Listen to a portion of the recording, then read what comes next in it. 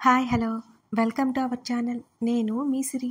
ఈరోజు మనం చెప్పుకోబోయే కథ ధరణి కళ్యాణం పార్ట్ 138. సూర్య, నువ్వు డాడీవి అవ్వబోతున్నావు అని అతని వైపు చూసింది ధాత్రి. అంతకంటే ఏం చెప్పాలో ఆమెకి అర్థం కాలేదు. కొన్ని క్షణాలు షాక్లో ఉండిపోయాడు సూర్య. ఆమె ఏదో సరదాగా చేస్తుందనుకున్నాడు, కానీ ఆమె చెప్పే మాట విన్న తర్వాత నోటి నుంచి మాట రాలేదు సూర్యకి. అప్పటి వరకు ఆమె మీద బరువుగా ఉన్న అతని చెయ్యి వెంటనే తీసుకున్నాడు. అతని పనికి ధాత్రి సన్నగా నవ్వింది. ఆమె నడుము చుట్టూ ఒక చేతిని వేసి, మెడ దగ్గర ఒక చేతిని వేసి వెంటనే పైకి లేపినట్టుగా గాఢంగా హత్తుకున్నాడు. నవ్వుతూ సూర్య చుట్టూ చేతులు బిగించింది. కాసేపటి తర్వాత ఆమెను వదిలి, ఎప్పుడు తెలిసింది అని అడిగాడు. సంతోషమంతా ముఖంలోనే నింపుకుని. మధ్యాహ్నం, అప్పటినుంచి నీకోసం వెయిట్ చేస్తూనే ఉన్నాను అని అంది ధాత్రి. ఎప్పుడూ త్వరగా రమ్మని మెసేజ్ చేయని నువ్వు ఈరోజు వీళ్ళనంత త్వరగా రమ్మండంతో ఏదో ముఖ్యమైన విషయం అనుకున్నాను, కానీ ఇవాళ చాలా బిజీ అయిపోయాను, త్వరగా రాలేకపోయాను, సారీ అంటూ చెవులు పట్టుకున్నాడు సూర్య. లేచి కూర్చుని సూర్యని పక్క నుంచి హగ్ చేసుకుంది. పర్లేదు మిస్టర్ సూర్య, ఇప్పటికైనా వచ్చారు అంటూ అతని వైపు చూసింది ధాత్రి. ఆమె తల మీద ముద్దు పెట్టుకుని, హ్యాపీనెస్లో మాటలు రావట్లేదు కదా, మమ్మీ డాడీ వాళ్ళకి చెప్తాం అని ఆమెతో పాటు పైకి లేచాడు సూర్య. నవ్వుతూ తల ఊపి అతనితో పాటు హాల్లోకి వెళ్ళింది ధాత్రి. కళ్యాణి, అశోక్లకి ఈ విషయం తెలిసి చాలా సంతోషపడిపోయారు. రామారావు, కమల వాళ్ళకి కూడా కాల్ చేసి విషయం చెప్పి అభినందనలు పొందారు సూర్య ధాత్రి దంపతులు. కళ్యాణికైతే కాళ్ళు చేతులు ఆడట్లేదు. అప్పటికప్పుడే స్వీట్ చేసి ధాత్రి చేత తినిపించింది. కొంత సమయం అక్కడే ఉండి గదిలోకి వచ్చారు. దేవ్కి ధరణి కాన్ఫరెన్స్ కలిపారు. ధరణి లిఫ్ట్ చేయలేదు. ముందు దేవ్ జానుకి విషయం చెప్పి తర్వాత మళ్ళీ ధరణికి కాల్ కలిపారు. ఆమె ఫోన్ ఇచ్చాడు గగన్. ఎవరండి? నీ దోస్త్ అన్నాడు. కొంచెం ఆలోచించి ధాత్రినా అని అడిగింది. ఆమె పక్కన పడుకొని ఆమె వెన్ను దగ్గర మసాజ్ చేస్తూ కళ్ళు మూసుకున్నాడు గగన్. అతను నైట్స్ నిద్రపోవట్లేదు. కారణం ధరణికి నెలలు నిండటం వల్ల. అందుకే మత్తుగా అనిపిస్తుంటే అప్పుడు తలవాల్చాడు. గగన్ మసాజ్ చేస్తుంటే హాయిగా అనిపించింది ధరణికి. కొంచెం నొప్పి కూడా తగ్గినట్లుగా ఉంది నడుము దగ్గర. కాల్ లిఫ్ట్ చేసి చెవి దగ్గర పెట్టుకుంది. ధరణి, సూర్య గొంతు వినిపించింది ఆమెకి. చెప్పు సూర్య అని అంది ధరణి. గగన్ కదలిక ఆగింది. అతని నిద్రలోకి జారుకున్నాడని ధరణికి అర్థమైంది. మెల్లిగా అతని వైపు తిరిగింది ధరణి. ధరణి, గుడ్ న్యూస్, నేను డాడీగా ప్రమోట్ అవ్వబోతున్నాను అని అంటున్న సూర్య మాటలకి ఆనందం అంతా అతని గొంతులోనే నింపుకున్నట్టు తెలుస్తోంది ధరణికి. ధరణికి కూడా చాలా సంతోషంగా అనిపించింది. కంగ్రాట్స్ సూర్యదాత్రి అని మనస్ఫూర్తిగా అభినందనలు తెలిపింది ధరణి. గగన్ తలలో వేలు పెట్టి నిమురుతూ అతనికి నిద్రాభంగం కలగకుండా మెల్లిగా సవరిస్తోంది ధరణి. సూర్య ధాత్రులతో అరగంట పాటు కాల్ మాట్లాడి ఫోన్ పక్కన పెట్టేసి గగన్ నుదిరిన ముద్దు పెట్టుకుంది ధరణి. అతని దగ్గరగా వెళ్ళడానికి వీలు లేదు ఆమెకి. వాళ్ళిద్దరి మధ్య ఉన్న ఆమె బేబీని చూసి నవ్వుకుని ప్రేమగా బంపు దగ్గర చేతిని పెట్టుకుని బేబీ కిక్కివ్వగానే ధరణి నవ్వుకుంది. ఆంటీ ఎక్కడా అని అడిగాడు దేవ్. ఇవాళ క్లయింట్స్ని కలవాలి అట అని వెనుకగా వచ్చి దేవ్ మీదుగా ముందుకు చేతులు వేసింది. తల ఎత్తి జాను వైపు వెనక్కి చూశాడు దేవ్. అతని నుదుటి మీద చుంబకం ఆనించి, ఈ శుభ సమయంలో కిస్ ఇవ్వచ్చుగా ఘారంగా అడిగింది. నేను కిస్ వరకు ఆగను, నీ ఇష్టం అన్నాడు దేవ్. అక్కడే ఆగిపోవాలి అని అంది జాను. ఆమె చేతిని పట్టుకుని సోఫా చుట్టూ తిప్పుకుని ముందుకు తీసుకొచ్చుకున్నాడు దేవ్. ఆమెను ఒడిలో కూర్చోబెట్టుకుని నడుము చుట్టూ చేతులు బిగించాడు. ఏం కావాలి అని అడిగాడు. దేవ్ బుగ్గల మీద పెదవులతో రాసి కిస్ మాత్రమే అంది జాను. చెప్పాను కదా అంతటితో ఆగనని అని అన్నాడు దేవ్. ఇప్పుడు నాకు ఓపిక లేదు అని అతని మీద నుంచి లేచింది జాను. ఆమె చేతిని పట్టుకుని మళ్ళీ ఒడిలో కూర్చోబెట్టుకున్నాడు దేవ్. కిస్ వద్దా అని అడిగాడు. వద్దు, నీకు ఓపిక తెప్పిస్తాను అంటూ ఆమె మెడలో ఉన్న చున్నీ పక్కకు తీసేశాడు దేవ్. ఆమె భుజం దగ్గర డ్రెస్ కిందకి లాగి ముద్దలు గుప్పించగా అతన్ని గాఢంగా హత్తుకుంది జాహ్నవి. ఓపిక వచ్చిందా అని ఆమె చెవి దగ్గర అతను అంటుంటే, నువ్వు అమూల్ బేబీ కాదు బుజ్జి, ముదురువి అని అతని బుగ్గలాగింది జాను. మళ్ళీ మొదలుపెట్టింది అని బుగ్గలు దిద్దుకున్నాడు దేవ్. అతని ముఖం చూసి జాను నవ్వేసింది. ఇంకోసారి ఇలా చేస్తే అస్సలు ఊరుకోను అని అన్నాడు దేవ్ ఉక్రోషంగా. వెంటనే ఆమెను ఎత్తుకున్నాడు. ఏం చేస్తావోయ్ అంటూ కళ్ళు ఎగరేసింది జాను అతని మెడ చుట్టూ చేతులు వేస్తూ. బంధించేస్తా ప్రేమతో అంటూ ఆమె పెదవుల మీద ముద్దు పెట్టి వారి గది వైపు జానుతో పాటు అడుగులు వేశాడు దేవ్. పెయిన్ వస్తుండటంతో నిద్ర పట్టలేదు ధరణికి. అటు ఇటు కదిలింది. ఆమె కదలడంతో గగన్కి మెలకువ వచ్చింది. ఏమైంది అని లేచి కూర్చొని అడిగాడు. పడుకోవడానికి అవ్వట్లేదు, అసలేం తెలియట్లేదు అని చెప్పింది. పెయిన్ గురించి చెబితే అతను కంగారు పడతాడని. లేచి వాక్ చేస్తావా అని అడిగాడు. అలాగే అన్నట్టు తల ఊపింది. ఆమెను మెల్లిగా లేపి కూర్చోబెట్టాడు. బెడ్ కింద ఉన్న స్లిప్పర్స్ ఆమె కాళ్ళ దగ్గర పెట్టాడు. ఆమె వారుస్తున్నా వినలేదు. మెల్లిగా ఆమె చేతిని పట్టుకుని అటు ఇటు నడిపించాడు. 10 అడుగులు వేయగానే కూర్చుంటాను అంది ధరణి. కూర్చో అంటూ ఆమెను కూర్చోబెట్టి వాటర్ బాటిల్ చేతికి అందించాడు. కొంచెం తాగి పక్కన పెట్టింది. నడుము నొప్పి నుంచి మెల్లిగా కడుపులో నొప్పి మొదలైంది ధరణికి. తక్కువే కాబట్టి గగన్ చెప్పలేదు. చేతుకున్న వాచ్ వైపు చూస్తున్నాడు గగన్. రాత్రి 8 గంటలవుతోంది. నీకు డిన్నర్ టైం అయింది కదా, తీసుకొస్తాను అని అన్నాడు గగన్. ధరణికి 6 నెలలు పడగానే కిందకి రావడం మానేసింది. మెట్లెక్కి దిగాల్సి వస్తుందని ఇంట్లో వాళ్ళు రావద్దని చెప్పారు. పైనే వాక్ చేస్తుంది. అవసరమైన వాటికి పైకి తెప్పిస్తాడు గగన్. కాసేపు ఆగి తింటాను అంది. టైం అయింది కదా, ఇక్కడే ఉండు, నేను వెళ్ళి పట్టుకొస్తాను అని అంటున్న గగన్ చేతిని పట్టుకుంది ధరణి. ఆమెకి నొప్పి ఎక్కువ అవుతుంటే వెంటనే ఆమె వైపు చూశాడు. మీరు ఇక్కడే ఉండండి, ఎవరైనా తీసుకురమ్మని చెప్పండి అని మెల్లిగా అంది ధరణి. మాలవికకి కాల్ చేసి ఫుడ్ పంపించమని చెప్పాడు గగన్. ధరణి అడుగుతుంటే గోంగూర పచ్చడి చేసి వేడివేడి అన్నంలో నెయ్యి సర్వెంట్కి ఇచ్చి పంపించింది మాలవిక. తిను, ప్లేట్ ఇచ్చి తినగలవా అని అడిగాడు. అసలే తేడాగా కనబడుతున్నావేంటి అని అడిగాడు గగన్. అనీజీగా ఉందండి, కొంచెం తిని పడుకుంటాను అని ఎక్కువసేపు కూర్చోవాలి అనిపించక అంది ధరణి. ఆమె చేతికి స్పూన్ ఇవ్వబోయి ఆగి వెయిట్ అంటూ అతనే ఆమెకి తినిపించాడు. తింటుంటే అతని భుజం మీద వాలిపోయింది ధరణి. పెయిన్ ఉందా? గగన్కి డౌట్ వచ్చింది ఆమె వాలకం చూస్తుంటే. లైట్గా అంది.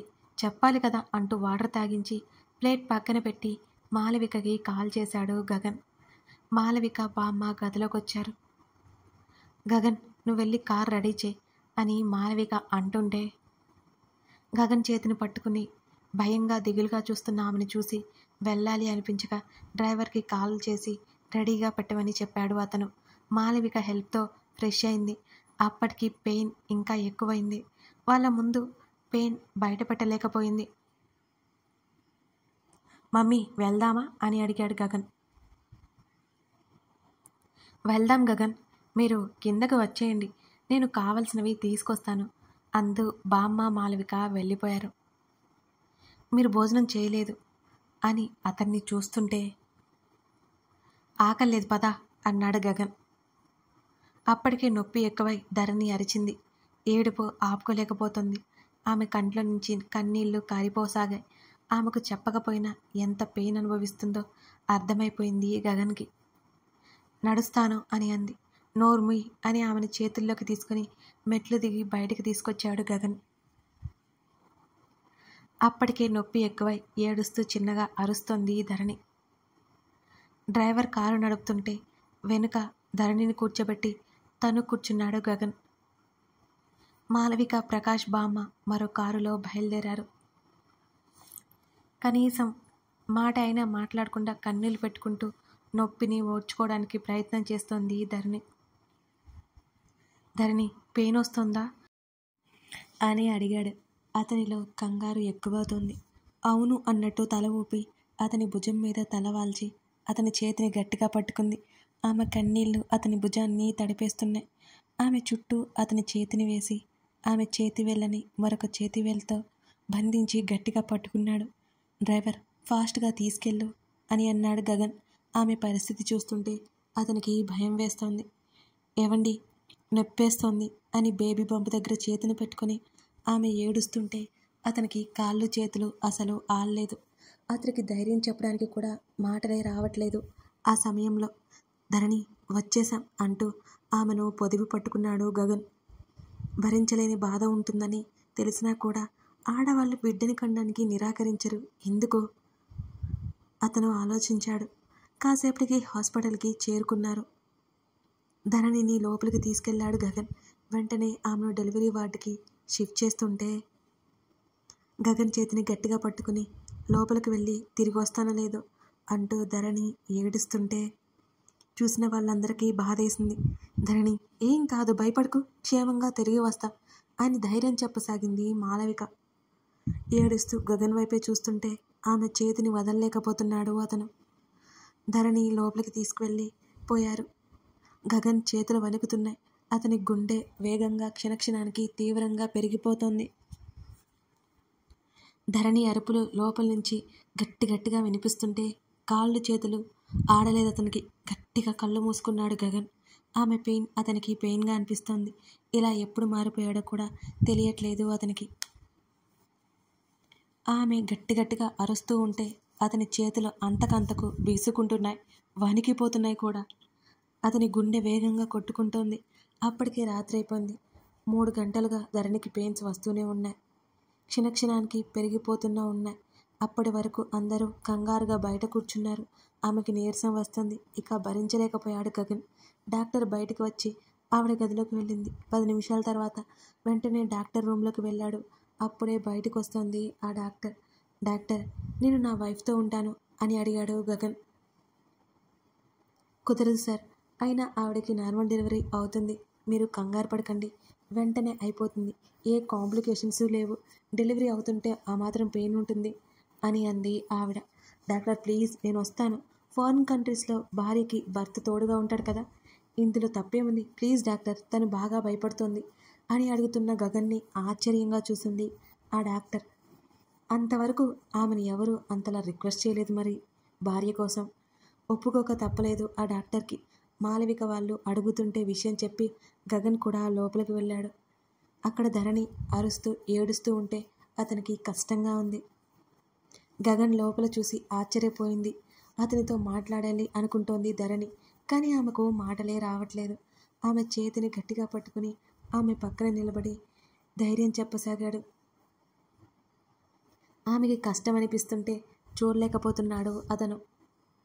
బిడ్డని కనేటప్పుడు ప్రతి ఒక్క అమ్మాయి ఇంత నరకం అనుభవిస్తుందా అనిపించింది ఆ క్షణం అతనికి. కాసేపటికి ధరణికి ఎముకలు విరిగినంత నొప్పి కలిగింది. అంటే చాలా గట్టిగా అరిచింది. ఆమె తల దగ్గరికి తీసుకుని ఆమె బాధ చూడలేక అతను కళ్ళు మూసుకున్నాడు. ధబ్ అనే శబ్దం. కేర్ అని బుజ్జి గగన్ ఎంట్రీ జరిగింది.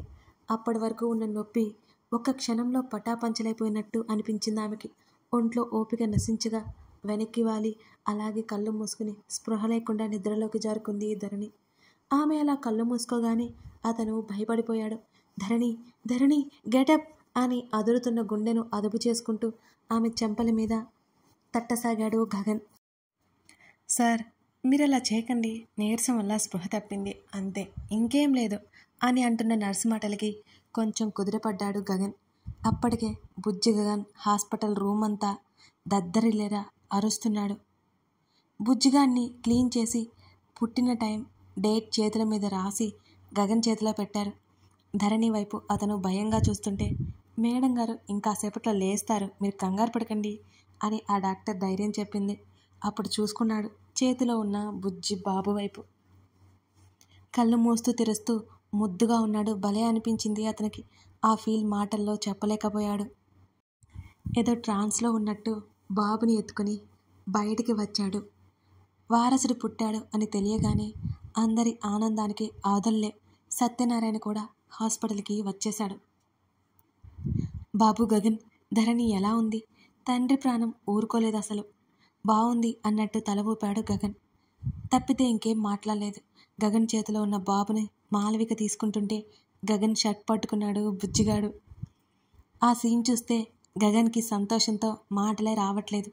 ఈగోయిస్ట్ బాబుకి కొడుకు కూడా తనని లైక్ చేస్తున్నాడు అనిపిస్తుంటే సంతోషం కలవడానికి కూడా వీల్లేనంతగా ఎక్కువైపోయింది గగన్లో.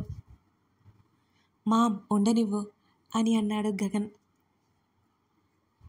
నీ కొడుకేమి అరిగిపోడు కరిగిపోడు అని చురక వేసింది బామ్మ. గట్టిగా నవ్వుతూ బాబుని తీసుకుని ముద్దు చేసింది మాలవిక. గగన్ తర్వాత వాళ్ళ కుటుంబంలో చిన్నపిల్లలు ఎవరూ లేరు. బాబుని చూస్తుంటే అందరి ముఖాల్లో సంతోషం ఇట్టే తెలిసిపోతుంది. సత్యనారాయణ కూడా బాబుని ఎత్తుకుని అచ్చం ధరణిలాగానే ఉన్నాడు అని అన్నాడు. లేదు లేదు మా గగన్లాగే ఉన్నాడు అని బామ్మ. ఇద్దరూ వాదులాడుకుంటూ ఉంటుంటే, మీరు ఆగండి, ఇప్పుడు ఎలా తెలుస్తుంది ఎవరిలా ఉన్నాడో, కొంచెం ఆగండి పెద్దయ్యే వరకు అని ఇద్దరికి సర్ది చెప్పి వాళ్ళ చేతుల్లో నుంచి బాబుని తీసుకుంది మాలవిక. ధరణిని నార్మల్ రూమ్కి షిఫ్ట్ చేశారు. బాబు రాగం అందుకున్నాడు. ఏమైంది మమ్మీ అని కంగారుగా అడిగాడు గగన్. ఆకలిగా ఉన్నట్టుంది, ధరణి దగ్గరికి తీసుకువెళ్ళు అని గగన్కి అప్పచెప్పింది మాలవిక. ధరణి ఉన్న రూమ్లోకి వెళ్ళాడు గగన్. మత్తుగా నిద్రపోతోంది. బాబుని జాగ్రత్తగా ధరణి పక్కన పడుకోబెట్టాడు గగన్. పాల కోసం ధరణి వైపు తిరిగి తడుముతూ అరుస్తున్నాడు బుజ్జిగాడు. ఏడుపు ఆపేసరికి ఒక్కింత ఆశ్చర్యంతో చూశాడు గగన్ బుజ్జిగాడి వైపు. కథ కొనసాగుతోంది. మొత్తానికి బుల్లి గగన్ ఎంట్రీ అయితే జరిగిపోయిందన్నమాట. మీకు కథ నచ్చిందా? నచ్చితే లైక్ చేయడం మాత్రం మర్చిపోకండి. అలాగే మీ స్నేహితులకి షేర్ చేయండి. ఇంకో 2 ఎపిసోడ్స్ అన్నమాట, స్టోరీ అయిపోతుంది. ఇప్పుడైనా లైక్ చేయండి please. Thank you for watching this.